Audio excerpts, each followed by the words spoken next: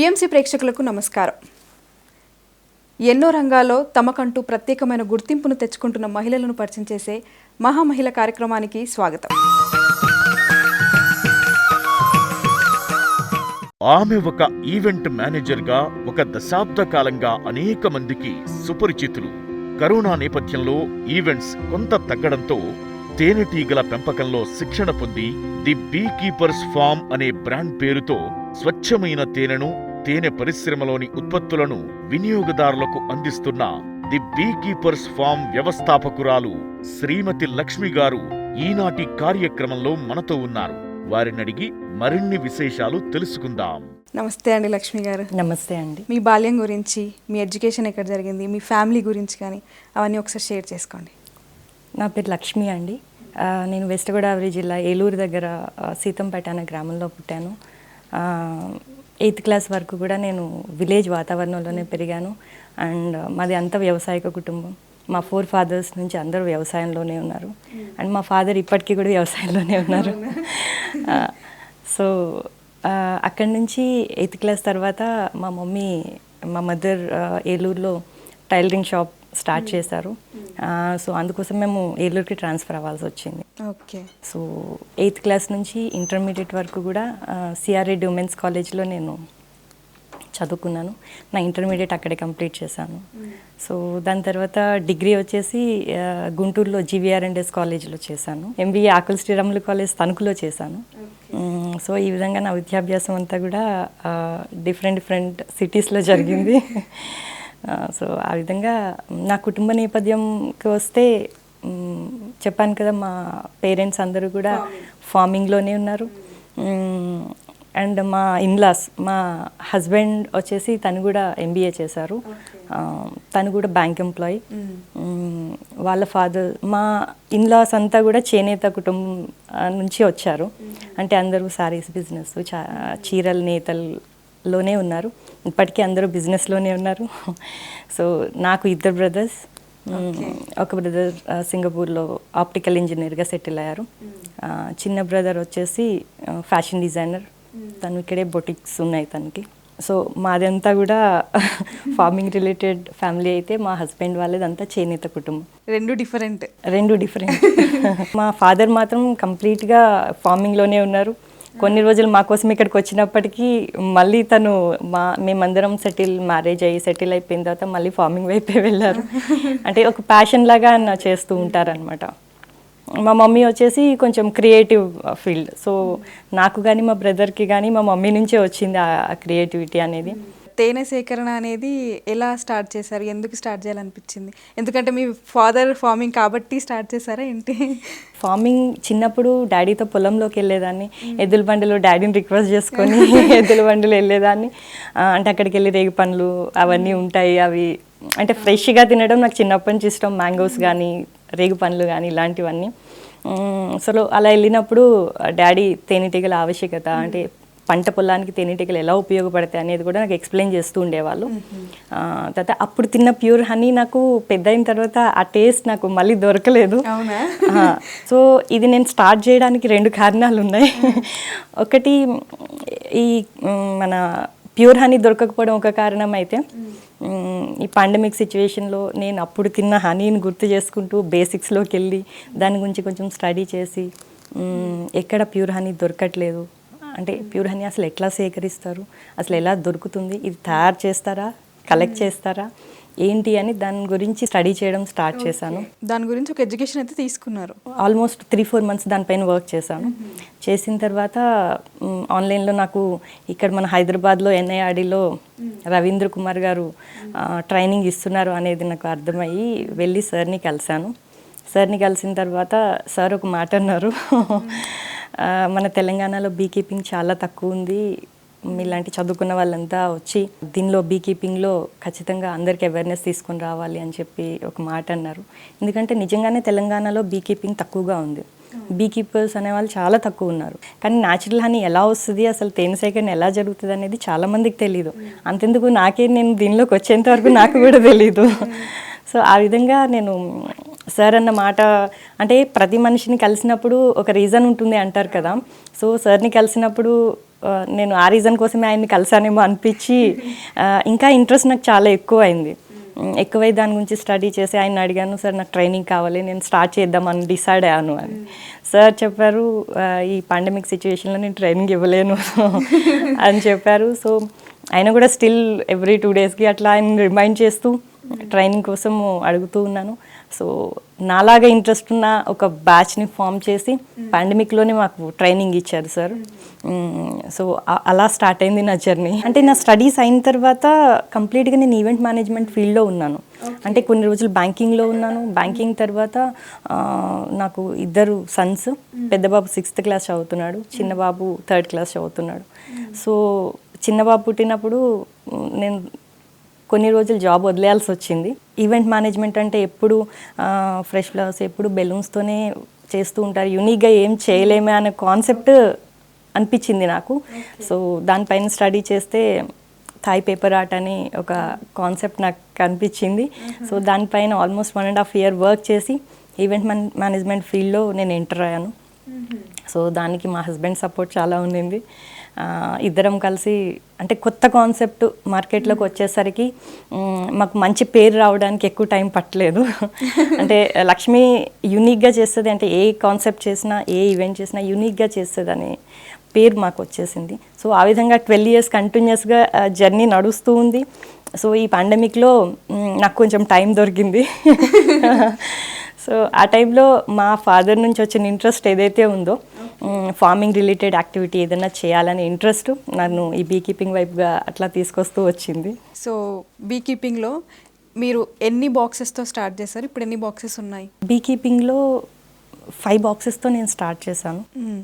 స్టార్టింగ్లో నేను 5 boxesతో స్టార్ట్ చేశాను. ఎందుకంటే ట్రైనింగ్ కంప్లీట్ అయ్యి బయటకు వచ్చిన తర్వాత నేను ట్రైనింగ్కి ముందు అనుకున్నాను ఒక 50 boxesతో 100 boxesతో స్టార్టింగే చేయాలి అనుకున్నాను.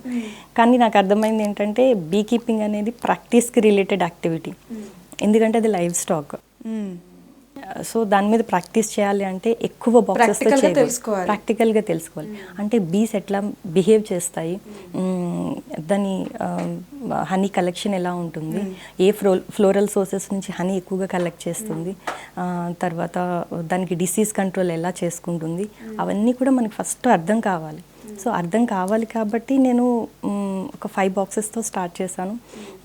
తర్వాత ఇంకొక మెయిన్ థింగ్ ఏంటంటే ఫ్లోరల్ సోర్సెస్ ఎక్కడ ఉన్నాయని సర్వే చేసుకోవడం మెయిన్. ఎందుకంటే నేను ఇందాక మీకు చెప్పినట్టు ఎక్కువ తెలంగాణలో బీ కీపర్స్ లేరు.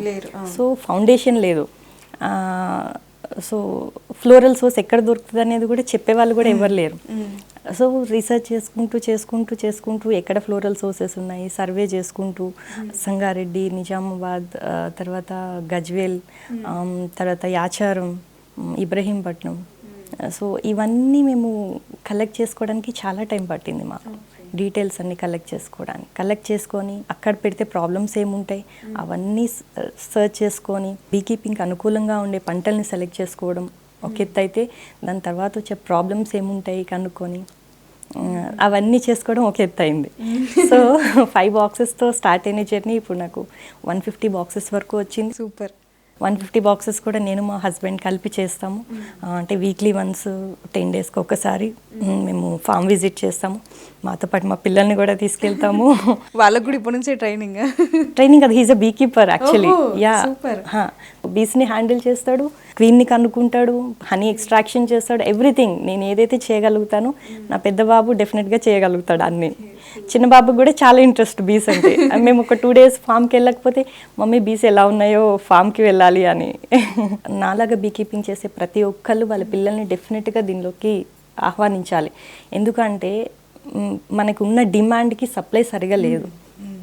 సో ఆ సప్లై సరిగా లేకపోవడం వల్లనే అడల్టరేషన్స్ అన్నీ కూడా, తర్వాత హనీ కాస్టింగ్ పెరిగిపోవడం కానీ ఇవన్నీ. సో వీలైన ప్రతి ఒక్కళ్ళు కూడా వాళ్ళ పిల్లల్ని కానీ వాళ్ళు కానీ దీనిలోకి రావడానికి యాక్చువల్లీ ట్రై చేయాలి. ఫార్మర్స్కి ఎలా యూజ్ అవుతుంది మేడం ఇది? సృష్టికి మిత్ర పురుగండి అంటారు దీన్ని. యా, ఫ్రెండ్లీ క్రీచర్ ఇది. అదే సృష్టికి మెయిన్ వచ్చేసి రైతు కదా. అవును. సో ఆ రైతుకి పంట దిగుబడి పెరగాలన్నా, తర్వాత విత్తనాభివృద్ధి జరగాలన్నా, తర్వాత ఆర్థికంగా తను ఎదగాలన్నా కూడా తేనెటీగలు అనేది కంపల్సరీ కావాలి. కొంతమంది అనుకుంటారు తేనెటీగలు ఏంటి దాంతో ఏముందిలే అని, కానీ మన ఐన్స్టీన్ గారు చెప్పినట్టు 4 years కానీ తేనెటీగలు లేవు అంటే మానవ మనుగడే లేదు. ఎందుకంటే మనం తినే ఫుడ్ దగ్గర నుంచి మనం కట్టుకునే బట్టల దగ్గర నుంచి ప్రతి ఒక్కటి కూడా తేనెటీగల పుణ్యమే.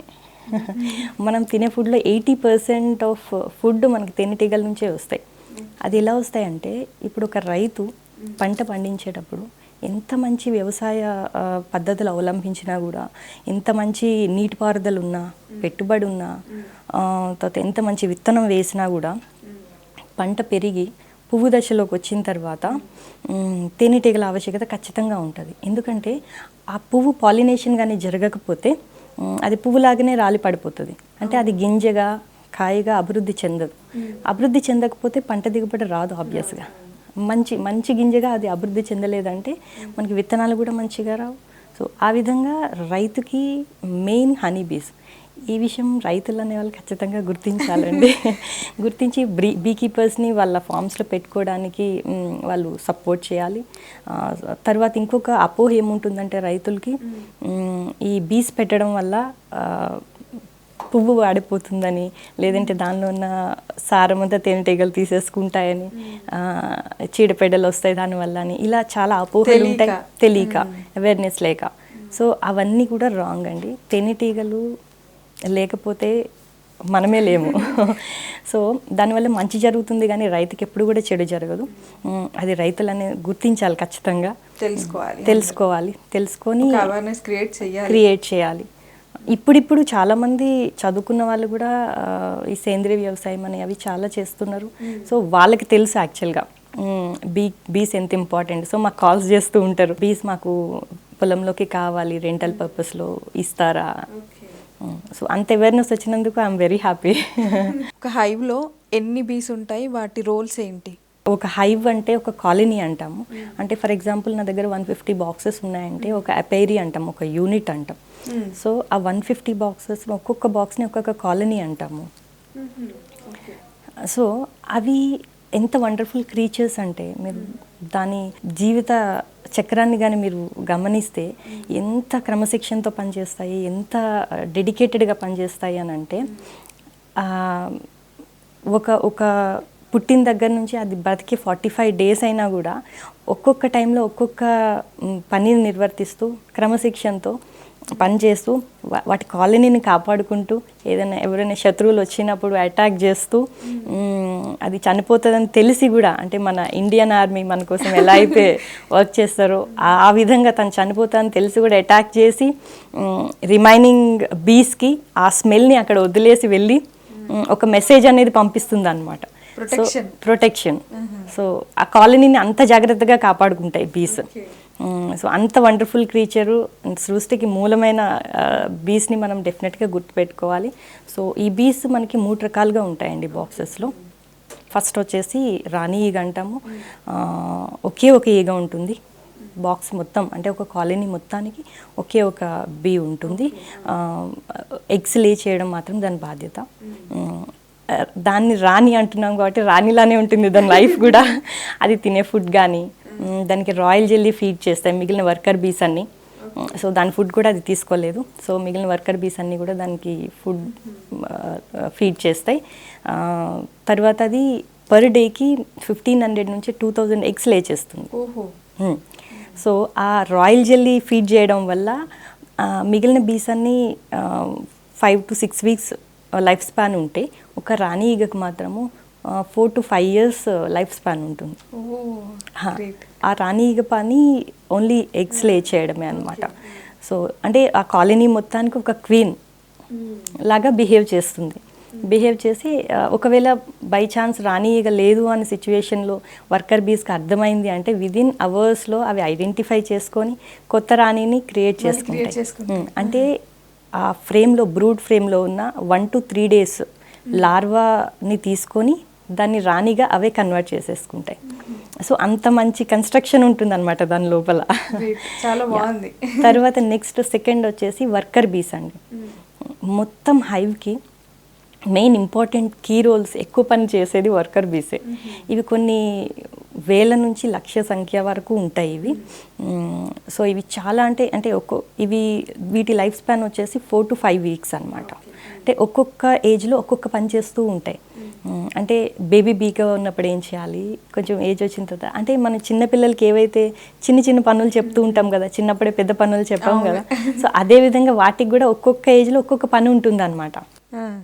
ఈ వర్కర్ బీస్కి కూడా అవి స్టార్టింగ్ నుంచి ఎండింగ్ వరకు ఈచ్ అండ్ ఎవ్రీథింగ్ హైవ్లో చేసే పని అంతా అదే చేస్తుంది.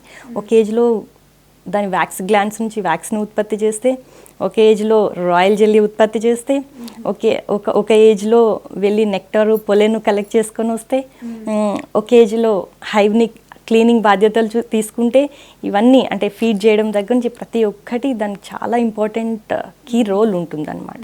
బట్ ఇవి ఎగ్స్ లేచేవి, ఫీమేల్స్ అయినప్పటికీ కూడా ఎగ్స్ లేచేయలేవు అనమాట. రిప్రొడక్టివ్ ఆర్గాన్ ఉండదు వాటికి, ఓన్లీ క్వీన్ బీకి మాత్రమే రిప్రొడక్టివ్ ఆర్గాన్ ఉంటుంది. సో ఎగ్స్ లేచేయలేవు ఇవి వర్కర్ బీస్. అండ్ థర్డ్ వచ్చేసి డ్రోన్ బీ. డ్రోన్ బీ అంటే ఇది మేల్ బీ అంటాము. ఇది ఓన్లీ మేటింగ్ పర్పస్ మాత్రమే యూజ్ అవుతుంది. తర్వాత దాని ఫుడ్ కూడా హైవ్లో దాని ఫుడ్ అదే తీసుకోవాలి, వర్కర్ బీస్ దానికి ఫీడ్ చేయవు. సో అది హైవ్లో వర్కర్ బీస్ దాచుకున్న ఫుడ్ ఏదైతే ఉందో హనీని అది కన్జ్యూమ్ చేస్తుంది. లేని పక్షంలో వర్కర్ బీస్ని బెగ్ చేసి అది అది ఫుడ్ తీసుకుంటుంది. స్టోరీలానే ఉంటుంది యాక్చువల్లీ. అదంతా మనం ఇన్డెప్త్గా తెలుసుకునే కొద్దీ చాలా ఇంట్రెస్టింగ్గా ఉంటుంది అనమాట. ఎస్, ఈ సబ్జెక్ట్లోకి వెళ్ళే కొద్దీ అంటే ఈ చిన్న క్రీచర్ ఇన్ని పనులు చేస్తున్నప్పుడు, సృష్టికి ఇంత మేలు చేస్తున్నప్పుడు, మన హెల్త్కి ఇంత మేలు చేస్తున్నప్పుడు మనం కూడా దీనికోసం ఏమైనా చేయాలి అని డెఫినెట్గా అనిపిస్తుంది అనమాట. అసలు తేనె సేకరణ అనేది ఎలా చేస్తారు మేడం? మన ట్రెడిషనల్ పద్ధతిలో అంటే మన పూర్వకాలం నుంచి మన ఫాదర్స్ నుంచి తీస్తున్న హనీ ఏదైతే ఉందో ఎపిస్ డొరసటా అంటాము, అంటే విసనకర్ర పట్టు అంటాము, అంటే చెట్లకి విసనకర్ర స్టైల్లో పడుతుంది అనమాట. సో అవి పెంచుకోవడానికి అనుకూలంగా ఉండవు. సో మన వాళ్ళు ఏం చేసేవాళ్ళంటే అది కట్ చేసి దాన్ని స్క్వీజ్ చేసి యూజ్ చేసేవాళ్ళు అనమాట. కానీ అంటే అది చెట్టుకున్నప్పుడు మంచి హనీనే, కానీ స్క్వీజ్ చేసినప్పుడు ఏమవుతుంది అని అంటే దానిలో కొన్ని లక్షల ఎగ్స్ లార్వాస్ ఉంటాయన్నమాట కోంబ్లో. అది వాళ్ళు తెలియక స్క్వీజ్ చేసినప్పుడు దాని ఎక్స్ట్రాక్ట్స్ కూడా మన హనీలో వచ్చేస్తాయి. సో అన్హైజీన్ మెథడ్ అనమాట అది. సో అది కాకుండా సైంటిఫిక్ మెథడ్లో చేయాలి అని మన ట్రైనింగ్లో చెప్తారు. సో అది దానిలో ఎలా చేస్తారు అని అంటే, అసలు హనీ ఎలా వస్తుంది ఫస్ట్ అని అంటే, పువ్వులోంచి మకరందం అంటే నెక్టార్ కలెక్ట్ చేసి హనీబీ దాన్ని హనీ శాక్లో దాచుకుంటుంది అనమాట. హనీ శాక్లో దాచుకొని అది తీసుకొచ్చి హౌస్లో ఉండే బీస్కి ఇస్తే, ఆ బీస్ దాన్ని కోమ్లో దాచిపెట్టి దాన్ని డీహైడ్రేట్ చేస్తే, అంటే దానిలో ఉండే వాటర్ పర్సంటేజ్ ఏదైతే ఉందో అది 22 to 16% వరకు తగ్గించి చిక్కగా చేస్తాయి. చిక్కగా చేసి అది ఇంకా పాడవదు అని డిసైడ్ అయిన తర్వాత దాన్ని వ్యాక్స్తో క్లోజ్ చేస్తాయి అన్నమాట. క్లోజ్ చేసి దానిలో పెడతాయి. సో మన హనీ ఎక్స్ట్రాక్షన్లో మనం ఏం చేస్తామని అంటే, బాక్స్లోంచి ఫ్రేమ్ తీసి దానిలో ఈగలన్నీ తీసేసి బాక్స్లోనే వేసేసి ఈగల్ని, ఆ ఫ్రేమ్ మాత్రం ఒక ఎక్స్ట్రాక్టర్ ఉంటుంది, హనీ ఎక్స్ట్రాక్టర్ అంటాం మేము. సో ఆ హనీ ఎక్స్ట్రాక్టర్లో ఈ ఫ్రేమ్స్ పెట్టడానికి అనుగుణంగా కొన్ని ప్లేస్ ఉంటుంది దానిలో. సో ఈ ఫ్రేమ్స్ అన్నీ కూడా దానిలో పెడతాము. పెట్టి దాన్ని రొటేట్ చేసినప్పుడు సెంట్రిఫ్యూగల్ ఫోర్స్ ద్వారా దానిలో ఉండే హనీ మాత్రమే ఎక్స్ట్రాక్టర్లో పడిపోతుంది అనమాట. పడిపోయి ఒక వాల్వ్ ద్వారా బయటకు వచ్చేస్తుంది. సో ఆ విధంగా మనము హైవ్ని పిండాల్సిన అవసరం లేదు, తేనెటీగల్ని చంపాల్సిన అవసరం లేదు, హైజీన్ మెథడ్లో హనీని కలెక్ట్ చేసుకోవచ్చు. అంటే మనం ట్రెడిషనల్ పద్ధతిలో ఏదైతే క్రూడ్ మెథడ్ మనకి అలవాట్లో ఉందో అది కాకుండా ఇలా చేస్తే మనకి తేనెటీగలు చంపాల్సిన అవసరం ఉండదు. అండ్ మంచి హనీ, ప్యూర్ క్వాలిటీ హనీని మనము కలెక్ట్ చేయొచ్చు. కొంతమంది అంటారు మీరు హనీని ఎలా తయారు చేస్తారు? హనీని తయారు చేయరండి ఎవరు, తయారు చేయకూడదు కూడా. హనీని కలెక్ట్ చేయాలి. కొంతమంది అడుగుతారు, మేడం మీరు హనీని ఎక్కడ తయారు చేస్తారు? హనీని తయారు చేయలేరండి ఎవరు, అది దేవుడి సృష్టి అంతే. సో అది కలెక్ట్ చేస్తాం అంతే మేము. ఎక్స్ట్రాక్టర్ నుంచి వచ్చిన హనీని మనము ఫిల్టర్ చేయాలన్నమాట. సో ఫిల్టర్ చేయాలి అంటే హనీ చిక్కగా ఉంటుంది కాబట్టి కొంచెం దాన్ని ఎండలో కానీ పెట్టి వేడి చేయాల్సి వస్తుంది. లేదు అంటే స్టీమ్ బాయిలింగ్ మెథడ్లో వేడి చేయాల్సింది వస్తుంది. అంటే కొంతమంది తెలియక హనీని డైరెక్ట్గా వేడి చేసేస్తూ ఉంటారు. అలా డైరెక్ట్గా వేడి చేయకూడదండి, అది మంచి పద్ధతి కాదు యాక్చువల్లీ. అది ఏంటంటే స్టీమ్ బాయిలింగ్ మెథడ్లో వేడి చేయాలి. వేడి చేసి అది కొంచెం పల్చగా అయిన తర్వాత అప్పుడు ఫిల్టరైజేషన్ చేసి దాన్ని 3 days తర్వాత ప్యాకింగ్ యూనిట్కి పంపించాలి. ఓకే, 3 days తర్వాత 3 days తర్వాత అంటే అది సెట్ అయిన తర్వాత ప్యాకింగ్ యూనిట్కి పంపించి అప్పుడు ప్యాకింగ్ చేసుకోవాల్సి ఉంటుంది. సో ఫస్ట్ ప్రాసెస్ ఏంటంటే అది ఫస్ట్ క్యాపింగ్ ఉండాలి హనీ, అంటే దానిలో మాయిశ్చర్ కంటెంట్ లేదు అని మీనింగ్. సెకండ్ థింగ్ మన హనీ ఎక్స్ట్రాక్టర్ ద్వారా హైజీన్ మెథడ్లో ఎక్స్ట్రాక్ట్ చేయాలి. థర్డ్ థింగ్ వచ్చేసి నిల్వ చేసే పద్ధతి. యాజ్ ఇట్ ఈజ్ అట్లా నిల్వ చేయకుండా ఎండలో పెట్టో లేదంటే మన స్టీమ్ బాయిలింగ్ మెథడ్లోనూ దాన్ని మంచిగా చేసి ప్రాసెస్ చేసి అప్పుడు గ్లాస్ బాటిల్స్ స్టోర్ చేయాల్సింది ఉంటుంది అన్నమాట. ఈ విధంగా స్టోర్ చేసిన హనీకి ఎక్స్పైరీ అనేది ఉండదు. ఎక్స్పైరీ డేట్ ఉండదు. ఎక్స్పైరీ ఉండదు. అందుకోసం మన ఆయుర్వేదంలో కూడా ఒక 3-4 years చీకటి గదుల్లో దాచిపెట్టి హనీని దాన్ని మెడిసిన్ లాగా ఇస్తారు. అంటే హనీ కలర్ చేంజ్ అవుతుంది కానీ దానిలో మెడిసినల్ వాల్యూస్ ఇంకా పెరుగుతాయి. ఓకే, హనీ పాతగా అయ్యే కొద్దీ. కానీ ఈ ప్రాసెస్ ఫాలో కావాలి. ఈ ప్రాసెస్ ఫాలో అయితేనే ఆ హనీకి ఎక్స్పైరీ ఉండదు. పంట పొలాలను కానీ చూస్ చేసుకుంటూ ఉంటారు కదా బీస్ కోసం. సో ఎలాంటి పొలాలు చూస్ చేసుకుంటారు? పంట పొలాలు చూస్ చేసుకునేటప్పుడు కొన్ని జాగ్రత్తలు తీసుకోవాలండి. నేను ఇందాక చెప్పినట్టు ఫస్ట్ సర్వే చేసుకోవాలి. ఇయర్లీ 4 to 5 times వరకు మనము ఇది మైగ్రేట్ చేసుకోవాల్సింది వస్తుంది. మైగ్రేట్ చేసుకునే ఓపిక ఉన్న వాళ్ళే దీనిలో సక్సెస్ అవుతారు. ఎందుకంటే ఒకటే చోట పెట్టి హనీ తీయడం అనేది సాధ్యం కాదు. ఎందుకంటే ఫ్లోరల్ సోర్స్ అనేది ఒకే విధంగా ఉండదు కదా. ఒక 1 month నుంచి 1.5 months వరకే ఉంటుంది ఫ్లోరల్ సోర్స్. సో అది స్టార్ట్ అయ్యేటప్పుడు బాక్సెస్ పెట్టాలి మనము. అది కంప్లీట్ కాగానే ఈలోపు సర్వే చేసుకొని ఇంకొక ఫ్లోరల్ సోర్స్కి మనం తరలించాల్సి ఉంటుంది అనమాట. అలా చేస్తేనే మైగ్రేషన్ చేస్తేనే ఈ బీ కీపింగ్ అనేది సక్సెస్ అవుతుంది. ఓకే, ఈ పంట పొలాలు అవన్నీ సెలెక్ట్ చేసుకునేటప్పుడు ఫస్ట్ మనం గుర్తుపెట్టుకోవాల్సింది ఏంటంటే పెస్టిసైడ్స్ చేయకుండా ఉండే పంటల్ని సెలెక్ట్ చేసుకోవాలి. పెస్టిసైడ్స్ ఉండకూడదు. ఎందుకంటే పెస్టిసైడ్స్ కొట్టినప్పుడు చీడపీడలతో పాటు మన పంటకి మేలు చేసే ఈ తేనెటీగలు కూడా చనిపోతాయి. సెకండ్ థింగ్ ఏంటంటే ఒక యూనిట్కి అంటే ఫర్ ఎగ్జాంపుల్ నాది ఒక యూనిట్ ఉంది, నా యూనిట్కి ఇంకొక యూనిట్కి మధ్యలో 3 kilometers డిస్టెన్స్ మెయింటైన్ చేయగలగాలి. ఓకే, ఎందుకంటే 3 kilometers ఎందుకంటే తేనెటీగ ఒక బాక్స్ ప్లేస్ నుంచి in and around 3 kilometers to 5 kilometers travel చేసి వస్తుంది ఫ్లోరల్ సోర్స్ కోసం. సో అంత ట్రావెల్ చేసి వచ్చినా కూడా మీరు 100 boxes 1000 boxes పెట్టండి, ఏ బాక్స్ నుంచి బయటకు వెళ్ళినీగా మళ్ళీ అదే బాక్స్లో వచ్చి లోపల ఉంటుంది, అదే బాక్స్లోకి వస్తుంది అనమాట. సో అందుకోసం ఒక యూనిట్కి ఇంకొక యూనిట్కి మధ్యలో 3 kilometers గ్యాప్ అనేది ఖచ్చితంగా ఉండాలి. ఓకే, తర్వాత ఇంకొకటి వచ్చేసి మెయిన్ ఎనిమీ బీ కీపింగ్కి మెయిన్ ఎనిమీ వచ్చేసి బీ ఈటర్స్ అని ఉంటాయండి. బీ ఈటర్స్ అంటే దాని ఫుడ్ హనీ బీసే. ఒక్కొక్క బర్డ్ వచ్చేసి కొన్ని hundreds of బీస్ని తినేస్తాయి. అంటే అవి వలస పక్షులు ఒక సీజన్లో మాత్రమే వస్తాయి అన్నమాట. సో ఆ సీజన్లో కొంచెం జాగ్రత్తగా చెట్లు గుబురుగా ఉండే చెట్ల దగ్గర కానీ లేకుంటే అందరూ కలిసి కొంచెం దగ్గరగా పెట్టుకోవడం ద్వారా ఆ లాస్ అనేది షేర్ అవుతుంది అనమాట. అంటే ఒక్కళ్ళ బాక్స్లోంచి మొత్తం బీస్ తినేస్తే అన్నీ ఖాళీ అయిపోతాయి. అలా కాకుండా అందరూ బీ కీపర్స్ అందరూ కలిసి ఒక చోట పెట్టుకోవడం వల్ల ఆ లాస్ అనేది షేర్ అవుతుంది. సో ఆ విధంగా కొన్ని జాగ్రత్తలు అయితే తీసుకోవాలి. పెస్టిసైడ్స్ గురించి చెప్పాలంటే మెయిన్ బీ కీపింగ్ తెలంగాణలో ఎక్కువ అవ్వకపోవడానికి మెయిన్ కారణం పెస్టిసైడ్స్ అండి. పెస్టిసైడ్స్ విపరీతంగా కొట్టేస్తూ ఉంటారు మన పంట పొలాలు. సో దాంతోపాటు హనీ బీస్ కూడా చనిపోతూ ఉంటాయి. సో ఈ విషయం కానీ గుర్తించకపోతే మాత్రము హనీ బీస్ కూడా మనకి కనుమరుగైపోయే ఛాన్స్ చాలా ఉంది. ఎందుకంటే కొన్ని ఇయర్స్ బ్యాక్ పంటల దిగుబడి తగ్గిపోతుంది ఏంటి అనేది ఎవరికి అర్థం కాలేదు. అర్థం కాక ఈ సైంటిస్ట్ అందరూ దానికోసం రీసెర్చ్ చేయడం స్టార్ట్ చేస్తే లాస్ట్కి హనీబీస్ లేవు, హనీబీస్ తగ్గిపోయినాయి. ఒక బ్రూ డిసీజ్ వచ్చేసి ఇంకా 40 to 50% హనీబీస్ తగ్గిపోయినాయి అనేది తెలిసిందనమాట. అప్పుడు ఇమీడియట్గా ఇప్పుడు మనం యూజ్ చేసేది ఎపిస్ మెల్లిఫెరా బీస్, యూరోపియన్ బీస్ అనమాట. సో సో అవి మనం యూరోప్ నుంచి మనం ఇంపోర్ట్ చేసుకున్నాం. సో ఇప్పుడు మనం యూజ్ చేసే బీస్ యూరోపియన్ బీస్. సో ఆ విధంగా రైతులు కొంచెము పెస్టిసైడ్స్ విషయంలో కొంచెం జాగ్రత్తగా ఉండాలి. సో మనం సెలెక్ట్ చేసుకునేటప్పుడు కూడా అలా పెస్టిసైడ్స్ కొట్టని పొలాలను ఎక్కువగా సెలెక్ట్ చేసుకుంటే దీనికి ఉపయోగకరంగా ఉంటుంది. అంటే ఎక్కువ లాసెస్ వచ్చే ఛాన్సెస్ తక్కువ ఉంటాయి. హనీబీలో ఫ్లేవర్స్ అంటే తులసి అని ఇలా ఉంటాయి కదా, సో ఎన్ని ఫ్లేవర్స్ ఉంటాయి, అలా ఎన్ని ఫ్లేవర్స్ని సేకరించవచ్చు?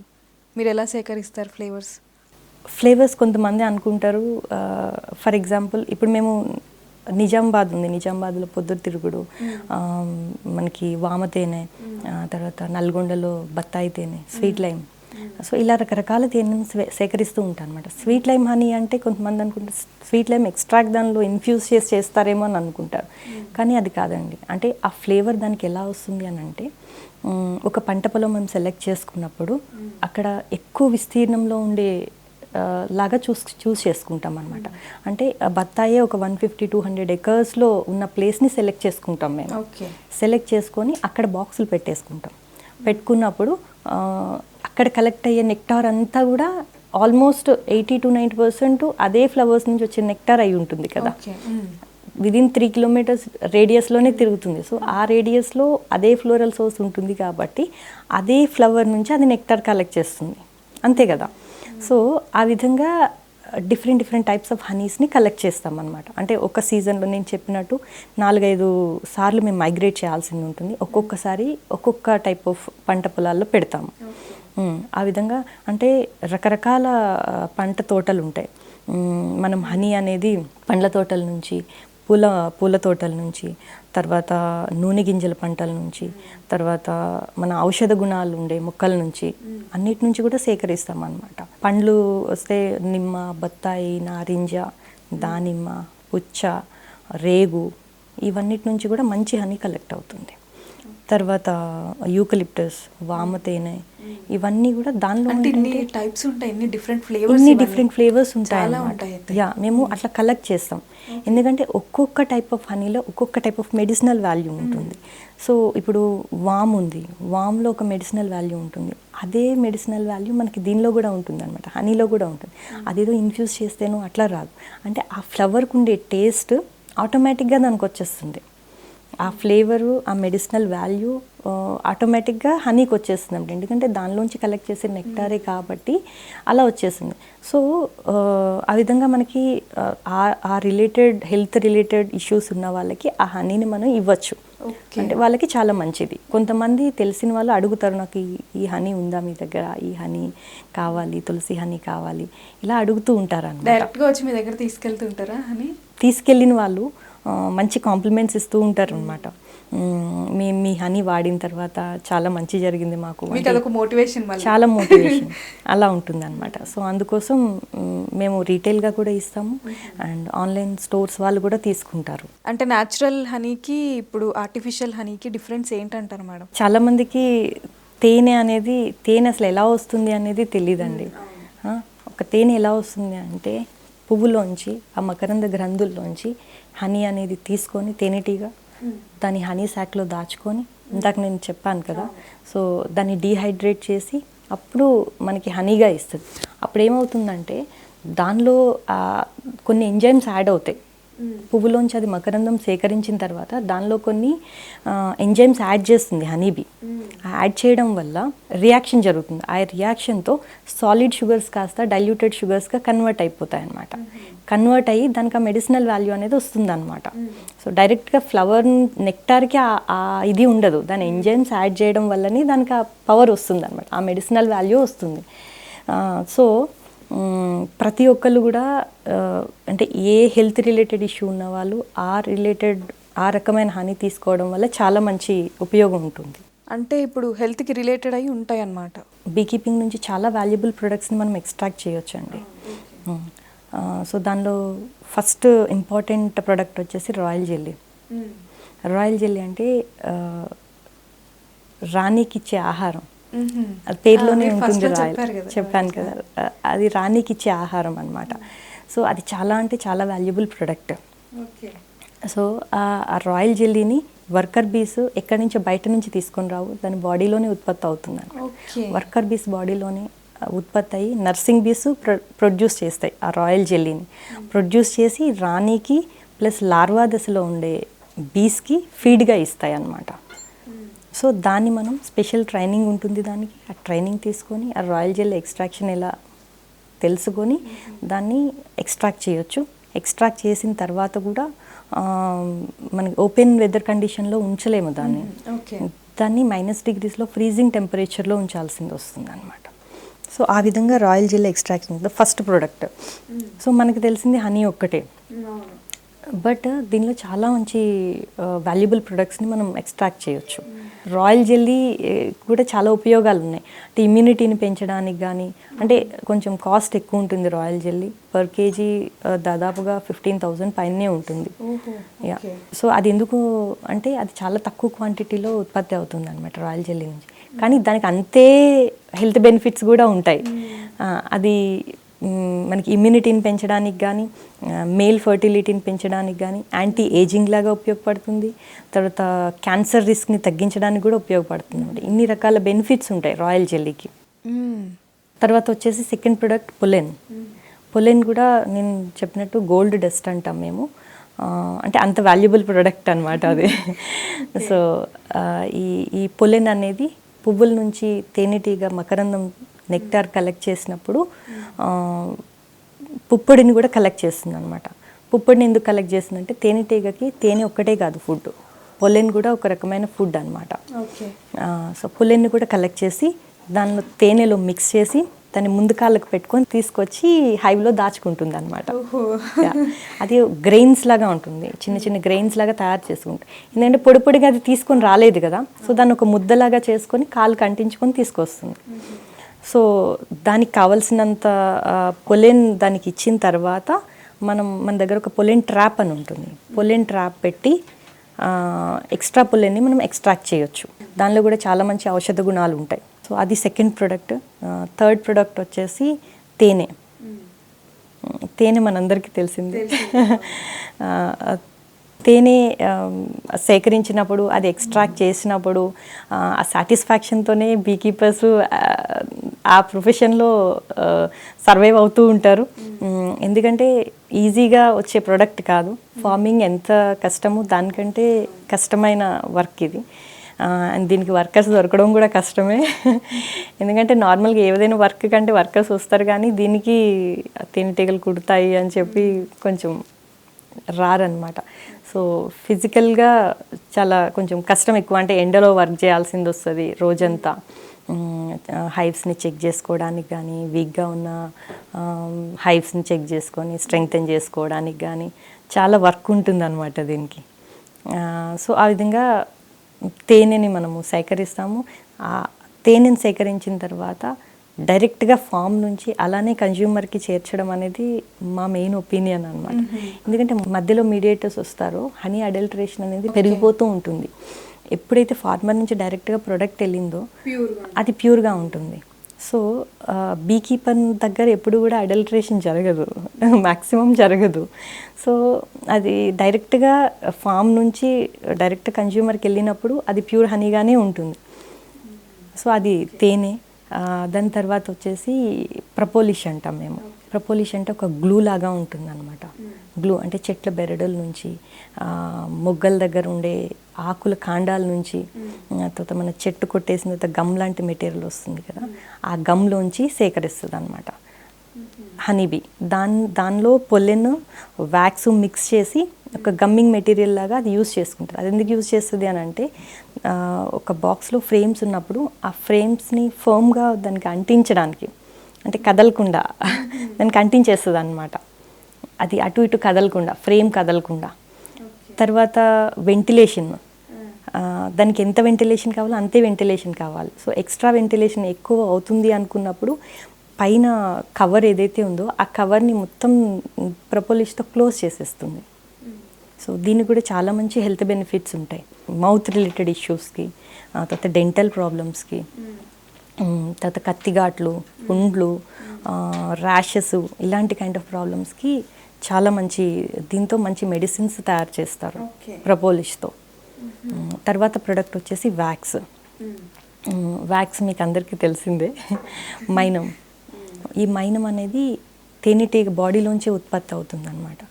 ఆ బాడీలో 4 pairs ఆఫ్ గ్లాండ్స్ ఉంటాయి, వ్యాక్స్ గ్లాండ్స్ ఉంటాయి. అంటే ఒక పర్టికులర్ ఏజ్లోనే వస్తుందన్నమాట, ప్రతి తేనెటీగకి రాదు.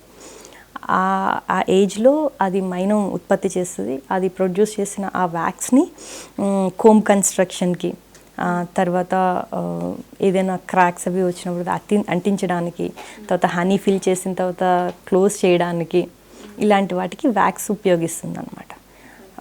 మనము వ్యాక్స్ని కూడా కలెక్ట్ చేయొచ్చు. ఎక్స్ట్రాక్షన్ చేసేటప్పుడు మనకు కొంత వ్యాక్స్ వస్తుంది, ఎందుకంటే మనం అన్క్యాప్ చేసి మాత్రమే హనీని ఎక్స్ట్రాక్ట్ చేస్తాం. అన్క్యాప్ చేసినప్పుడు కొంత వ్యాక్స్ వస్తుంది. తర్వాత మన చెట్ల నుంచి దాని నుంచి హనీ తీసినప్పుడు వాళ్ళు స్క్వీజ్ చేసి పడేస్తారు వ్యాక్స్ని. సో దాన్ని కూడా కరిగించి ఫిల్టర్ చేసి దాన్ని ఒక మంచి క్వాలిటీ ప్రోడక్ట్గా మనం చేయొచ్చు. మన క్రాక్ క్రీమ్స్లో, లిప్ బామ్స్లో, లిప్స్టిక్స్లో, ఇలాంటి వాటి అన్నింట్లో, అంటే పాలిషింగ్ ఇండస్ట్రీస్ లైక్ మన గోల్డ్ స్మిత్స్ కూడా వాడతారు. పాలిషింగ్ ఇండస్ట్రీస్ అన్నీ కూడా ఈ వ్యాక్స్ని యూజ్ చేస్తాయి. సో ఆ విధంగా వ్యాక్స్ కూడా మనకి చాలా వాల్యుబుల్ ప్రోడక్ట్ అనమాట. 6th ప్రోడక్ట్ వచ్చేసి వెనమ్. వెనమ్ అంటే విషం. ఎస్, విషం. సో తేనెటీగ విషం. సో అది ఎలా ఉపయోగపడుతుంది అని అంటే, తేనెటీగ విషం అనేది చాలా మైన్యూట్ లెవెల్లో కలెక్ట్ అవుతుంది అనమాట, అంటే చాలా తక్కువ పర్సెంటేజ్ వస్తుంది. సో ఆ వెనం ఎప్పుడు బయటకు వస్తుంది అని అంటే, తేనెటీగ దానికి స్ట్రింగర్ ఉంటుంది, ఆ మనల్ని స్టింగ్ చేసినప్పుడు మాత్రమే ఆ వెనం అనేది బయటకు వస్తుంది. సో మనం వెనం కలెక్షన్ ఎలా చేస్తాము అని అంటే, అలా కుట్టినప్పుడు వెనం రిలీజ్ చేసినప్పుడు మన బాడీ నుంచి అది బయటకు వెళ్ళిపోతుంది. అప్పుడు దాని ఆర్గాన్ కట్ అయ్యి ఇమీడియట్గా చనిపోతుంది హనీబీ.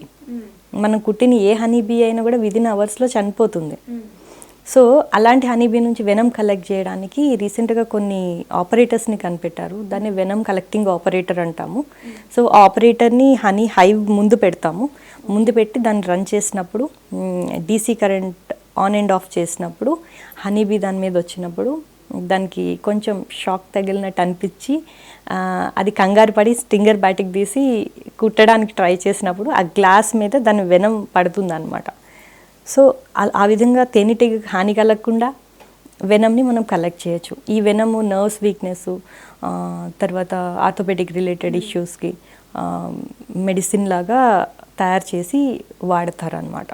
దీనికి కూడా చాలా మంచి డిమాండ్ ఉంది. ఈ విధంగా 6 ప్రొడక్ట్స్, తేనెతో పాటుగా 6 ప్రొడక్ట్స్ బీ కీపింగ్ నుంచి మనం చేయొచ్చు.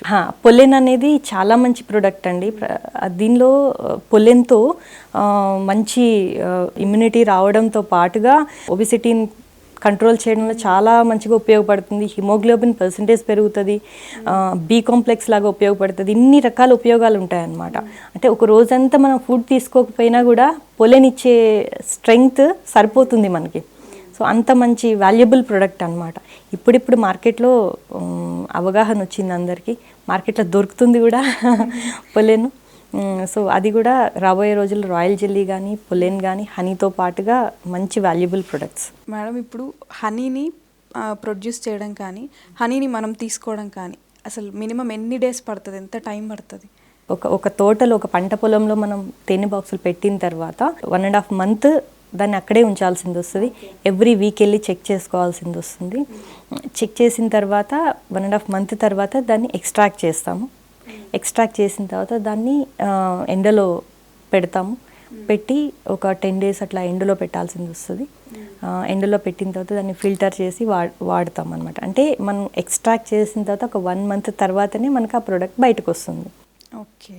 సో ఆ విధంగా ప్యూర్ తేనె అంటే ప్యూర్ తేనె అంటే దానిలో ఏమి ఎడిటివ్స్ కానీ, ప్రిజర్వేటివ్స్ కానీ ఏమీ కలపకూడదు అనమాట. నేచర్ మనకి ఎలా ఇస్తే అలానే మనం తీసుకోవాలి. తేనెని చాలామంది అనుకుంటారు, అంటే ప్రకృతిని మనం డిమాండ్ చేయడం స్టార్ట్ చేసిన దగ్గర నుంచి తేనెలో కల్తీ ఎక్కువైందని నేను నమ్ముతాను అన్నమాట. ఎందుకంటే మనకి తెలిసిన దగ్గర నుంచి తేనె ఈ కలర్లో ఉండాలి, ఈ చిక్కదనంలో ఉండాలి, ఈ టేస్ట్లో ఉండాలి. కానీ ప్యూర్ హనీ, మీరు ఇందాక అడిగారు ప్యూర్ హనీకి దీనికి డిఫరెన్స్ ఏంటి అని. అవును, ప్యూర్ హనీ ఎప్పుడు కూడా ఒకే రంగు ఉండదు, ఒకే చిక్కదనం ఉండదు, ఒకే టేస్ట్ ఉండదండి. ఎందుకంటే ప్రపంచంలో ఉన్న పూలన్నీ ఒకే కలర్లో లేవు కదా, ఒకే టేస్ట్ లేవు కదా. సో వైట్ కలర్ నుంచి బ్లాక్ కలర్ వరకు డిఫరెంట్ షేడ్స్లో ఉంటుందన్నమాట. ఓకే. సో డిఫరెంట్ షేడ్స్లో ఉంటుంది, దాన్ని మనం అలాగే యాక్సెప్ట్ చేయగలగాలి.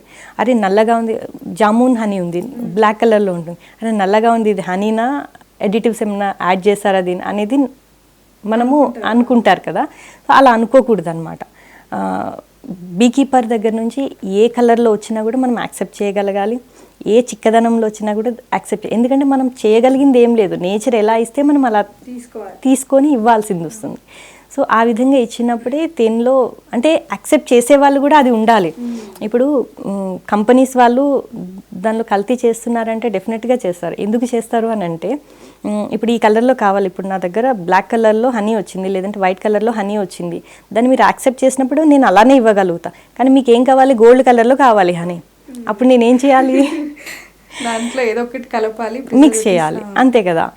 సో టేస్ట్ ఒక్కొక్క హనీ, ఇప్పుడు యూకలిప్టస్ హనీ ఉంది, కొంచెం ఘాటుగా ఉంటుంది, అజ్వైన్ హనీ ఉంది, కొంచెం ఘాటుగా ఉంటుంది, దాన్ని అలాగే యాక్సెప్ట్ చేయగలగాలి. టేస్ట్ నచ్చలేదు అంటే దానికి ఏదో చేయాల్సింది వస్తుంది. సో అలా కాకుండా కన్జ్యూమర్స్లో కూడా అవేర్నెస్ పెరగాలి. అంటే హనీ అనేది ఒకే రకంగా ఎప్పుడూ ఉండదు, ఒకే రకంగా ఎక్స్పెక్ట్ కూడా చేయకూడదు. అలా వచ్చిందే మంచి హనీ, మనకి డిఫరెన్స్ అక్కడే అర్థమైపోతుంది అనమాట. ప్యూర్ హనీ ఏంటి, తయారు చేసిన హనీ ఏంటి అనేది. కొంతమంది ఈ హనీని కనుక్కోవడానికి ఏవేవో చిట్కాలు చెప్తూ ఉంటారు. నీళ్ళలో వేస్తే కరుగుతుంది, డాక్కి పెడతారు, ఏవేవో చెప్తూ ఉంటారు కదా. అవన్నీ యాక్చువల్గా శాస్త్రీయంగా నిరూపమైనవి కాదండి. ఎన్ఎంఆర్ టెస్ట్ అని ఉంటుంది, అది మాత్రమే తేనెకి కరెక్ట్ దాని క్వాలిటీని చెప్పే టెస్ట్. లేదు అని అంటే ఈ విధంగా బీ కీపర్ దగ్గర నుంచి సేకరించిన హనీని తీసుకోవాలి నమ్మకం పైన. లేదు అంటే వాళ్ళు ఇచ్చే హనీని మీకు టేస్ట్లోనే అర్థమైపోతుంది. ఇప్పుడు మార్కెట్ నుంచి చాలామంది హనీ కొనుక్కొని తీసుకునేవాళ్ళు, కానీ మా దగ్గర నుంచి తీసుకున్న హనీకి దానికి డిఫరెన్స్ ఆటోమేటిక్గా వాళ్ళకి అర్థమైపోతుంది అనమాట. సో నెక్స్ట్ టైం ఇది తీసుకున్న వాళ్ళు అది ఆ హనీకి వెళ్ళలేరు, తీసుకోలేరు కూడా. టేస్ట్లో కూడా డిఫరెన్స్ వస్తుంది. ఎందుకంటే మేము బీ కీపింగ్ చేసేటప్పుడు కూడా ఆ ప్యూర్ కోమ్ని అట్లనే చూస్ చేస్తుంటే ఆ టేస్ట్ ఇంకా దేంతో సాటి కాదనమాట. ఆ తేనె అంతే. మనం ఎంత ప్రైస్ పెట్టుకున్నా బయట మనకు అలాంటి ప్యూర్ హనీ అనేది దొరకదు. సో అందుకే అందరూ కూడా బీ కీపర్స్ దగ్గర నుంచి తీసుకున్న హనీ చాలా వరకు ప్యూర్గా ఉంటుంది అనేది గుర్తించి వాళ్ళని ప్రోత్సహిస్తూ ఉండాలి. లక్ష్మి గారు, ఇప్పుడు బాక్సెస్తో మైగ్రేషన్ అనేది చాలా కష్టంగా ఉంటుంది కదా, సో మీరు ఎలా చేస్తారు దాన్ని? ఫ్రాంక్గా చెప్పాలంటే కష్టమేనండి, కాకపోతే చేయలేనంత కష్టమైతే కాదు. ఇష్టంతో చేస్తే ఏదైనా బాగానే అనిపిస్తుంది. కాకపోతే ఎండలో వర్క్ చేస్తూ బీస్ కుడుతూ ఉంటాయి, సో కష్టమైన పని. కాకపోతే 1.5 month చేసిన కష్టం అంతా, అంటే ఎవ్రీ డే వెళ్ళి దాన్ని చూసుకోవడం, ఎవ్రీ వీక్ వెళ్ళి దాన్ని చూసుకోవడము, ఎండలో మార్నింగ్ నుంచి ఈవినింగ్ వరకు కష్టపడిందంతా కూడా హనీ ఎక్స్ట్రాక్షన్ అప్పుడు, ఆ ప్యూర్ హనీని చూసినప్పుడు, దాన్ని టేస్ట్ చేసినప్పుడు, తర్వాత ఆ హ్యాపీనెస్, తర్వాత అది వేరే వాళ్ళకి ఇచ్చినప్పుడు వాళ్ళ హెల్త్ ఇంప్రూవ్ అవుతుంది అని వాళ్ళు కాంప్లిమెంట్స్ ఇచ్చినప్పుడు, ఇలాంటివన్నీ చూసి మనం పడిన కష్టం అంతా మర్చిపోవచ్చు అండి. అంటే నేను ఎంచుకున్న ఫీల్డ్ 2 కూడా ఇలాంటి రిలేటెడ్, అంటే కష్టమైన ఫీల్డ్సే. నేను ఈవెంట్ మేనేజ్మెంట్ అని చెప్పాను కదా, ఈవెంట్స్ కూడా ఈజీ జాబ్ ఏం కాదండి. చూసే వాళ్ళకి అంటే డెకోర్ అయిన తర్వాత డెకోర్ స్టేజ్ని చూస్తే అబ్బా భలే ఉంది అని అనిపిస్తుంది, కానీ దాని వెనకాల ఎంత పని ఉంటుంది, ఎంత స్ట్రగుల్ ఉంటుంది, ఎంతమంది వర్క్ చేస్తే అది అవుతుంది అనేది టఫ్ అనమాట. సో కష్టం అనేది దేనిలో అయినా ఉంది, కాకపోతే దాని ఫలితం వచ్చేటప్పటికి ఈ ముందు పడిన కష్టం అంతా కూడా మర్చిపోతాం అనమాట. మైగ్రేషన్ చేసేటప్పుడు మాత్రమే కొంచెం ఎక్కువ కష్టం ఉంటుందండి. తర్వాత హనీ ఎక్స్ట్రాక్షన్ అప్పుడు ఎక్కువ మంది కావాల్సింది వస్తారు, అప్పుడు మాత్రం మేము వేరే వాళ్ళని తీసుకొని చేపిస్తాం. మిగిలిందంతా నేను, మా హస్బెండ్, పిల్లలు హ్యాపీగా ఎంజాయ్ చేస్తూ ఫామ్స్లో తిరుగుతూ చేసేస్తూ ఉంటాం. మేడం, ఇప్పుడు తేనె అనేది గడ్డగట్టిపోవడం అలాంటివి జరిగినప్పుడు అది ప్యూర్ అయినా లేకపోతే అది పాడైపోయింది అనుకోవచ్చా? నెయ్యి గడ్డగడుతుంది, ఒక పర్టికులర్ టెంపరేచర్లో గడ్డగడుతుంది. కొబ్బరి నూనె ఉంది, పర్టికులర్ టెంపరేచర్లో గడ్డగడుతుంది, దాన్ని న్యాచురల్ టెండెన్సీ అది. అదేవిధంగా హనీ కూడా ఒక పర్టికులర్ టెంపరేచర్లో, ఒక పర్టికులర్ టైంలో అది క్రిస్టలైజ్ అవుతుందండి ఖచ్చితంగా. సో ఆ క్రిస్టలైజ్ అయిన హనీని తీసుకోవడం కూడా చాలా మంచిది. కొంతమంది అనుకుంటూ ఉంటారు దాన్ని ఫ్రిడ్జ్లో పెట్టేస్తారు, లేదంటే అది అలా అని కొన్ని ఇయర్స్ పెట్టేసరికి కింద కొంచెం క్రిస్టలైజ్ అవుతుంది. క్రిస్టలైజ్ అయితే ఇది కల్తీ హనీ కాదు, హనీకి దాన్ని న్యాచురల్ ఫినామిన్ అది ఖచ్చితంగా క్రిస్టలైజ్ అవుతుంది. కాకపోతే కొన్ని హనీస్ తొందరగా క్రిస్టలైజ్ అవుతాయి, కొన్ని హనీస్ కొన్ని ఇయర్స్ ఆఫ్ టైం తీసుకుంటాయి అన్నమాట.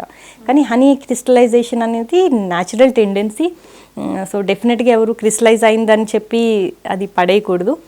ఒకవేళ అంటే డైరెక్ట్గా అలానే శాండ్విచ్ లాగా బ్రెడ్ పైన వేసుకొని తింటే కూడా చాలా బాగుంటుంది. లేదు అంటే వాళ్ళకి క్రిస్టలైజేషన్ హనీ తినడం ఇష్టం లేదు అంటే ఎండలో పెడితే కరిగిపోతుంది, దాని తర్వాత వాళ్ళు హ్యాపీగా తీసుకోవచ్చు. సో మేడం, ఇప్పుడు మీరు హనీ సప్లై చేస్తున్నారు, సో మీరు ఎలా ఆర్డర్స్ తీసుకుంటారు అండ్ మీ ఏ బ్రాండ్ పైన సేల్ చేస్తున్నారు? నేను బీ కీపింగ్ స్టార్ట్ చేసిన తర్వాత the bee keepers farm, bee కీపింగ్ని నా కంపెనీ పేరుగా పెట్టుకున్నాను. ద బీ కీపర్స్ ఫార్మ్ అనే పేరు పైన నేను సప్లై చేస్తున్నాను. కొన్ని ఆన్లైన్ స్టోర్స్ వాళ్ళు తీసుకుంటారు, ఎవరైతే ప్యూర్ హనీ ఇవ్వాలి అనుకుంటారో వాళ్ళకే నేను సప్లై చేస్తాను. అంటే డైరెక్ట్గా వాళ్ళకి స్టోర్కి పంపించేస్తాను అనమాట. సో దానిలో కల్తీ అనేది ఉండదు, ఎందుకంటే నా దగ్గర నుంచి డైరెక్ట్గా వెళ్తుంది కాబట్టి. తర్వాత నేను డైరెక్ట్గా కూడా రీటైల్గా కూడా నేను సేల్ చేస్తాను. రీటైల్గా సేల్ చేసి రివ్యూస్ తీసుకుంటూ ఉంటాను. ప్రతి ఒక్కళ్ళు హనీ చాలా బాగుంది, ఇలాంటి హనీ మేము ఎప్పుడో చిన్నప్పుడు తిన్నాము, ఈ మధ్యలో తినలేదు. ద బీ కీపర్స్ ఫార్మ్ అనే బ్రాండ్ పైన నేను చేయగలుగుతున్నాను. ఫస్ట్ మీరు ఈవెంట్ మేనేజర్గా స్టార్ట్ చేశారు మీ కెరీర్, సో తర్వాత ఇప్పుడు హనీస్, అసలు రెండు ఎలా మేనేజ్ చేస్తారు? మళ్ళీ మీ ఫ్యామిలీ ఈవెంట్స్ అనేది అది రెగ్యులర్గా నేను 12 years నుంచి చేస్తున్నాను. సో నాకు మార్కెట్లో ఒక మంచి పేరు అనేది వచ్చింది. సో నేను ఎక్కువ ఈవెంట్స్ తీసుకోను, అంటే మంత్లీ ఒక 10 ఈవెంట్స్ కంటే ఎక్కువ తీసుకోను నేను. సో ఒక ఈవెంట్కి ఇంకొక ఈవెంట్కి మధ్యలో టైం ఉండేలాగా చూసుకుంటాను. సో పర్ డేకి ఒకటే ఈవెంట్ చేస్తాను, ఎందుకంటే నేను చేసిన ప్రతి ఈవెంట్ కూడా customer satisfaction is more important అనేది నా ఒపీనియన్. సో ఆ విధంగా చేసుకుంటూ ఓన్లీ సండేస్ అంటే వీక్లీ వన్స్ వెళ్తే సరిపోతుంది మన హనీ బీ ఫామ్కి. సో వీక్లీ వన్స్ నేను అక్కడ వెళ్తాను. తర్వాత హనీ ఎక్స్ట్రాక్షన్ అప్పుడు మాత్రము టీమ్ని పిలుచుకొని ఎక్స్ట్రాక్షన్ చేస్తాము. మైగ్రేషన్ అప్పుడు ఇంకా ఎక్స్ట్రాక్షన్ చేసేటప్పుడు. సో ఆ విధంగా రెండు బ్యాలెన్స్ చేయగలుగుతున్నాను, ఎందుకంటే మా హస్బెండ్ నేను ఇద్దరం చేస్తాం, అంటే ఈవెంట్స్ ఇద్దరం చేస్తాం, బీ కీపింగ్ కూడా ఇద్దరం చేస్తాం కాబట్టి పెద్దగా స్ట్రెస్ తెలియదు మాకు. మేడం, మీ అవార్డ్స్ ఏమైనా ఉన్నాయా మీకు? ఫస్ట్ నుంచి కూడా డెడికేటెడ్గా వర్క్ చేయడం నాకు అలవాటు అండి. నా MBA కంప్లీట్ అయిన తర్వాత బ్యాంకింగ్లో 2 years ICICI HDFCలో ఉన్నాను. సో అప్పుడు నాకు చాలా అవార్డ్సే వచ్చాయి. తర్వాత నేను మన ఈవెంట్ మేనేజ్మెంట్లో ఉన్నాను. ఈవెంట్ మేనేజ్మెంట్లో ప్రతి కస్టమరు నాకు అవార్డే ఇస్తున్నారు. అంటే వాళ్ళ కాంప్లిమెంట్స్ నన్ను మోటివేట్ చేస్తూనే వస్తున్నాయి. ప్రతి కస్టమర్ నాకు ఒక అవార్డు లాంటి వాళ్ళే. సో దానిలో 12 years నుంచి నేను మెయింటైన్ అవుతున్నాను. తర్వాత ఈచ్ అండ్ ఎవ్రీ కస్టమర్ నాకు రిపీటెడ్గా ఉంటారు. ఇప్పుడు నేను వెడ్డింగ్ చేసిన వాళ్ళు కాల్ చేసి మా బాబుకి హాఫ్ సారీ ఇస్తామని, ధోతి ఇస్తామని, లేదంటే ఫస్ట్ బర్త్డే అని మీరే చేయాలి ఇది కూడా అని చెప్తూ ఉంటారు. తర్వాత బర్త్డేస్ చేస్తాను కదా, వాళ్ళు కూడా మీరు పెద్ద బాబుకి చేశారు కదా, ఆ బాబుకి ఫస్ట్ బర్త్డే చేశారు కదా, ఆ బాబుకి ధోతి సెరమనీ చేయాలి అని చెప్తూ ఉంటారు. ఎందుకంటే నాకు వాళ్ళు అలవాటు అయిపోయారు, నేను వాళ్ళకి అలవాటు అయిపోయాను. సో నా వర్కింగ్ స్టైల్ ఎలా ఉంటుంది, కాంప్రమైజ్ కాకుండా వర్కింగ్ చేసే విధానం వాళ్ళకి నచ్చుతుంది అనమాట. నచ్చి వాళ్ళు ఈవెంట్ ఉంది అంటే ఫస్ట్ కాల్ నాకే వస్తుంది. నేను బిజీ ఉన్నాను నాకు అవ్వదు అంటేనే వాళ్ళు సెకండ్ ఆప్షన్కి వెళ్తారు తప్ప నాకున్న క్లయింట్స్ అందరూ గాడ్స్ గిఫ్ట్. ఎస్ ఈ బీ కీపింగ్లో నేను ఇంకా ఫ్యూచర్లో ఇంకా చేయాల్సింది చాలా ఉంది. నేను ఎక్కువ బాక్సెస్ మెయింటైన్ చేస్తూ దాని నుంచి బై ప్రొడక్ట్స్ అన్నీ తీయాలి. తర్వాత రాబోయే కాలంలో చాలామందిని బీ కీపర్స్ని, ఇప్పుడు మా సార్ మమ్మల్ని ఎలా అయితే తయారు చేశారో అదేవిధంగా చాలామంది బీ కీపర్స్ రావాలి తెలంగాణలో. సో వాళ్ళందరికీ నా వైపు నుంచి నేను చేయగలిగింది నేను చేయాలి అనేది నా మెయిన్ ఉద్దేశం. మీ ఫ్యామిలీ సపోర్ట్ ఎలా ఉంటుంది మీకు? 2 డిఫరెంట్ స్ట్రీమ్ లైన్స్. సో ఈ రెండింటిని మెయింటైన్ చేయడం అనేది ఈజీ టాస్క్ కాదు. దానికి మా హస్బెండ్ సహకారం ఎంత ఉందో, పిల్లల సహకారం ఎంత ఉందో, పేరెంట్స్, ఇన్లాస్ అందరూ సపోర్ట్ చేయబట్టే నేను ఇది చేయగలుగుతున్నాను. లేదంటే ఇది చాలా టఫ్ జాబ్ కదా. బీస్తో నాకు చిన్నప్పటి నుంచి రిలేషన్ ఉంది అని చెప్పాను కదా.